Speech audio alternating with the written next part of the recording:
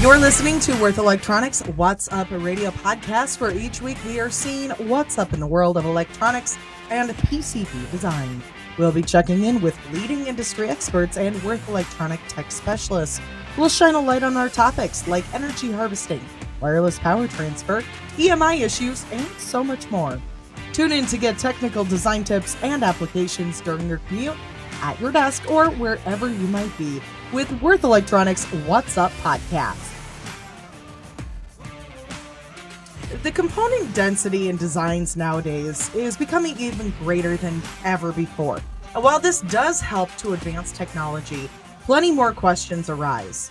From an EMC point of view, many PCB designs today are created as multi-layer designs with separate layers for the supply of the components. This inevitably raises the questions of how to connect. Designers are also asking how many vias are actually useful and what arrangement should they be in? And also, how much does the capacitance value and the impedance of the ferrite change with voltage and current? And what does this mean for filter characteristics? Today, we'll give the answers by testing different simulations and exploring various measurements in our podcast, Efficient Filter Connection in the Layout. And today I will show you some things about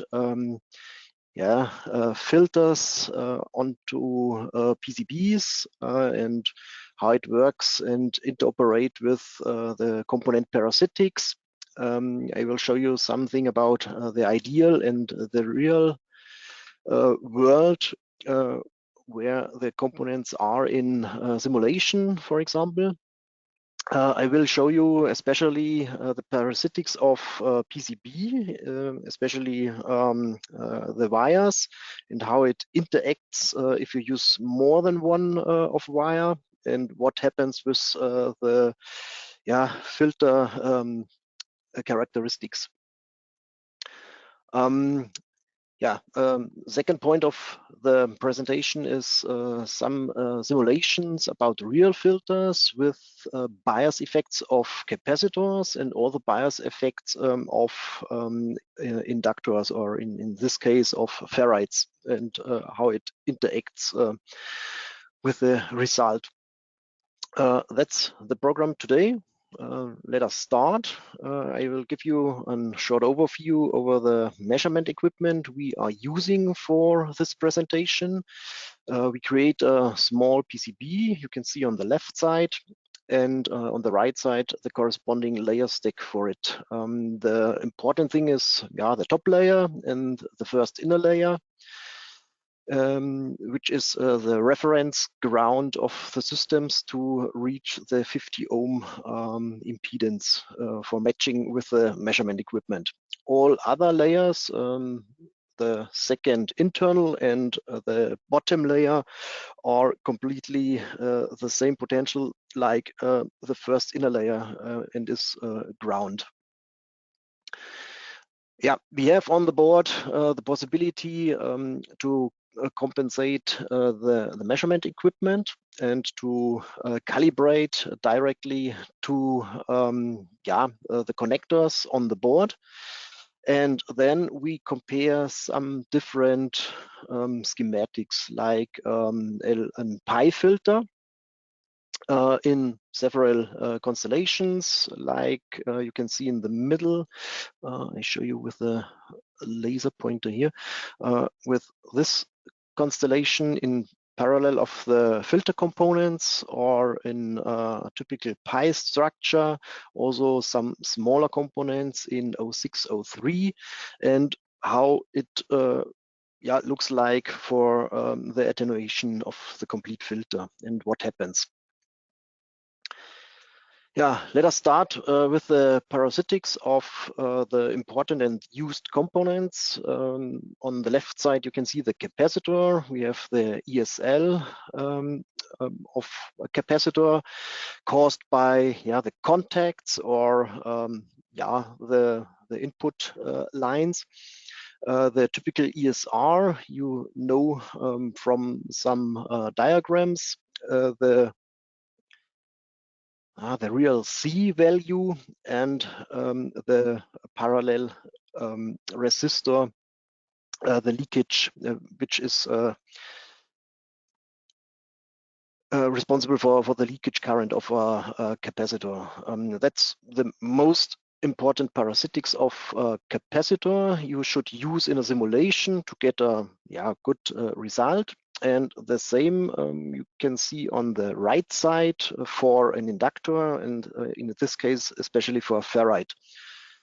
We have here also an ESR, which comes from the copper winding or the silver structure of a ferrite from the RDC, and you have the real inductance and also the parasitic interwinding capacitance between the single windings in the component, and also the parallel resistance of this component.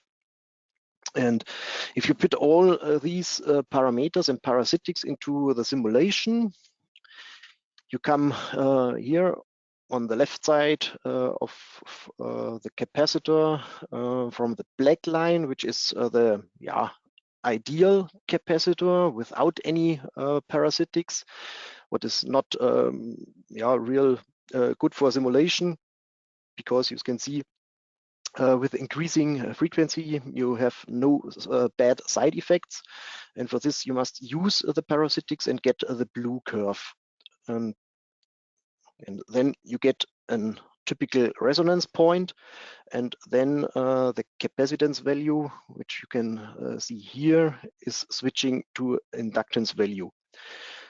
The same we get for the ferrite. Also, the black line is the ideal ferrite simulation, but this is also not the truth. You must change to the blue line, and also here you can see you get an increasing value of the impedance up to a maximum. That's the resonance frequency, and then it goes to the capacitive part of the component, and the impedance drops down with increasing frequency. Let us have a look onto the PCB itself. We have tracks and wires on the PCB. I will start with the track with a microstrip in this case. We have the track on top, and on the bottom side the reference return path, in most cases the ground.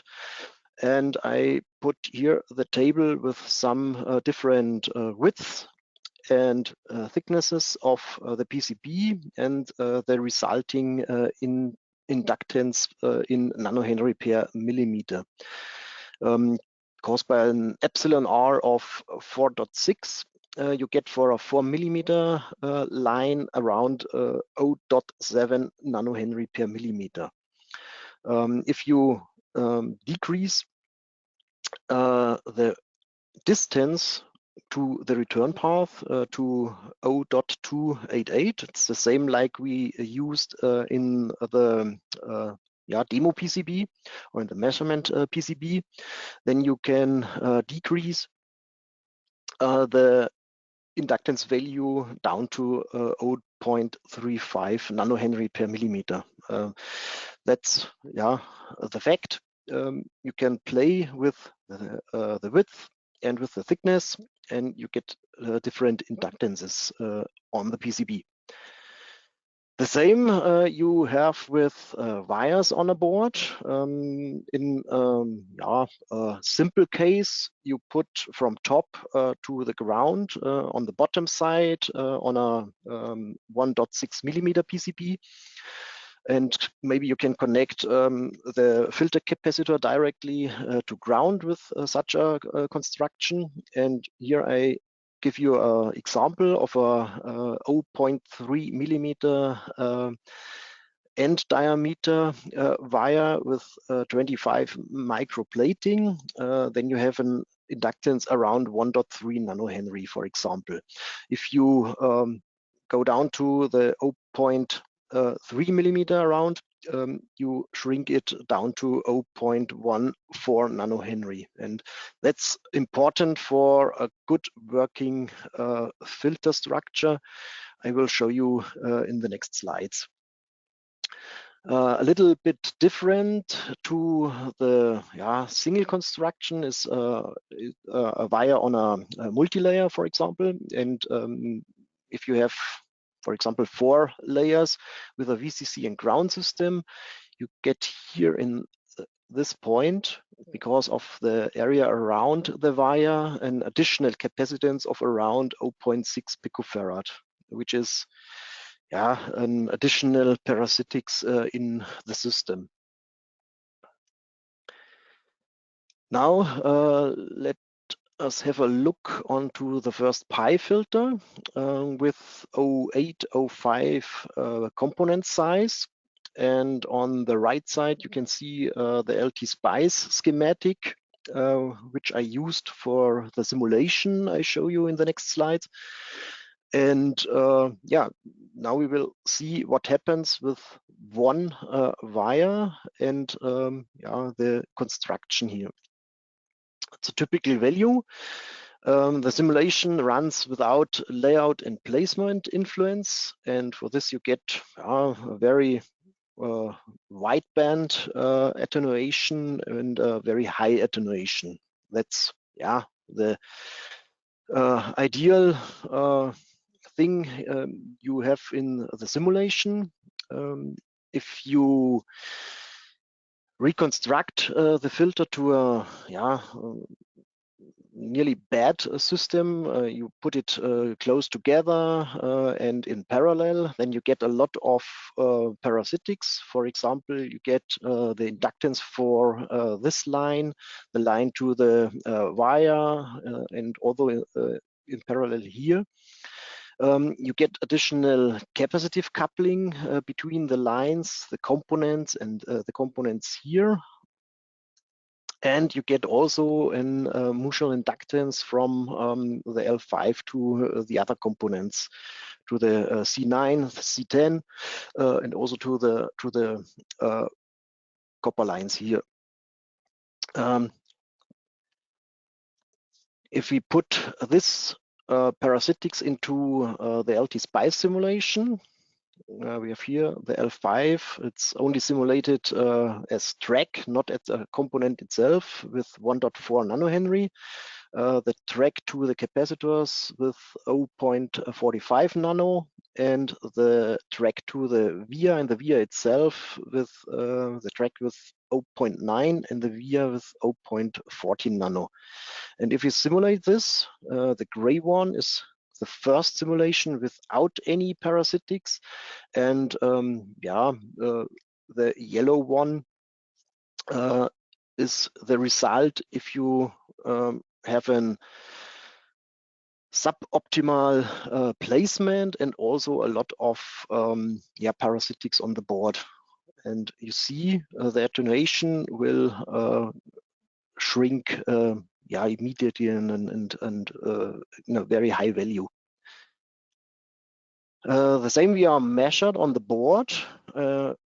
I printed here all the measurements, and in comparison with the simulation, we get, I think, I would say, a really good and close result to the simulation.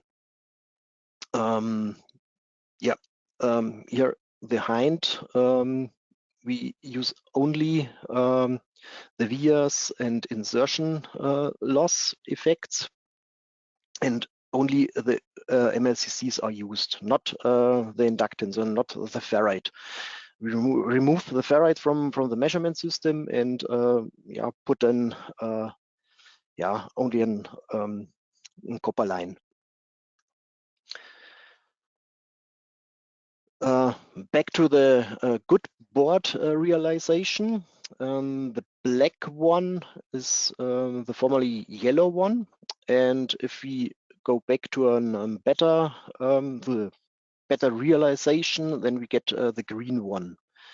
In attenuation, we don't reach so much more, but in the frequency range, we see a shift to lower frequencies, and that's caused by the parasitics and the coupling effects of the components.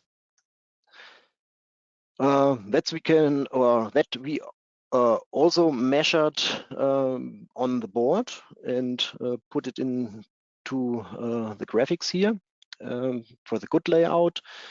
And in the next step, we reduce the size of the components to see how much is the influence of a smaller component or component composition. And this results in nearly the same things. It's not so much in between 0805 to 0603.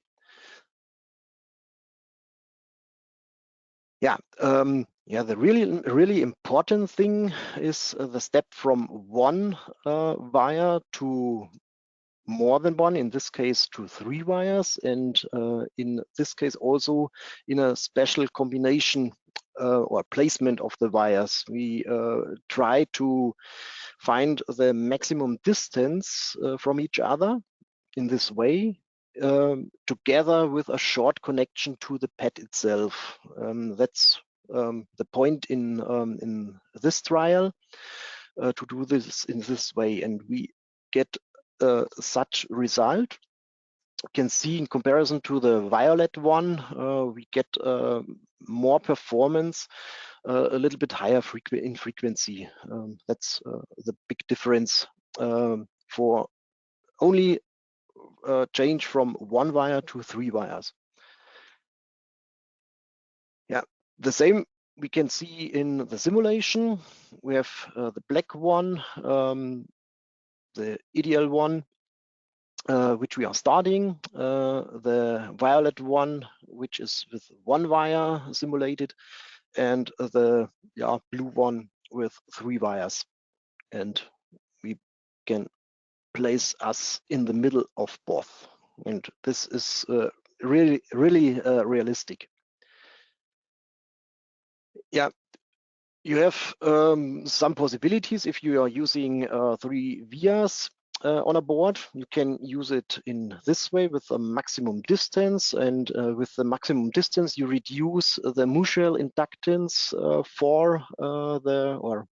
in between the wires. If you put it in this way, you have here nearly the same distance, but you get here a very long line, which additional inductance, and that's not so nice for this connection and for this connection. And in some, you have more inductance if you use the left one here. And the same you get here. If you put the wires close together, then the mutual inductance is increasing. The coupling will get a little bit higher. And for this, that the current is flowing in the same direction in each wire, you get the proximity effect as a result. And for this, the inductance is not decreased so much as we would like to have in comparison to this construction. That is also possible to simulate by a simulation tool, MCOS, and we have here the good construction with the wires far away from another. This is the green line here. The second one, the wires positioned in the row, is the with close together wires.